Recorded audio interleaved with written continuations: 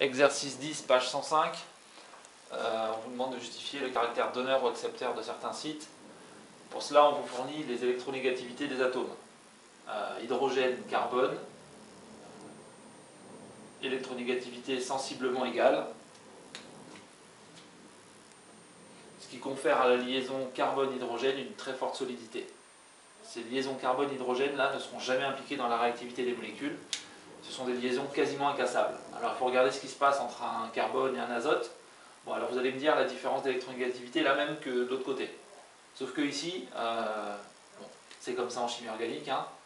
On va considérer que l'électronégativité de l'azote, pour expliquer les choses, est supérieure à celle du carbone, bien que la différence, je répète, soit la même que de l'autre côté, hein, 0,4 dans les deux cas. Dans ce cas-là, voilà, on explique la réactivité de cette molécule-là par la polarisation de cette liaison.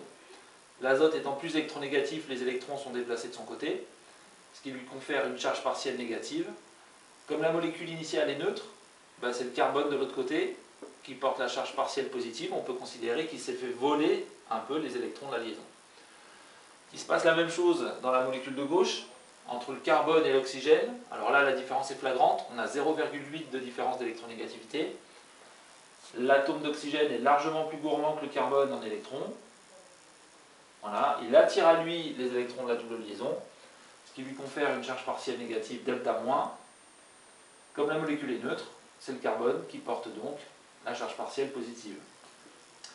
Ces charges partielles positives portées par le carbone lui confèrent le caractère accepteur de doublet d'électrons.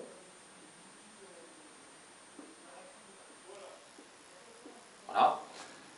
Le caractère delta-, la charge partielle delta- de l'azote et de l'oxygène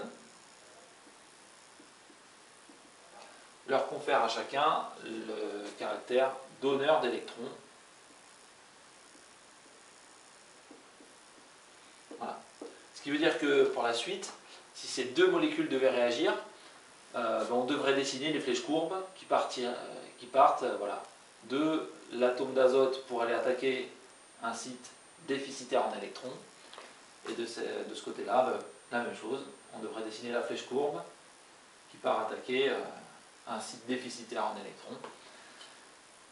On fait toujours partir une flèche courbe du site riche en électrons vers le site pauvre, du site riche vers le site pauvre.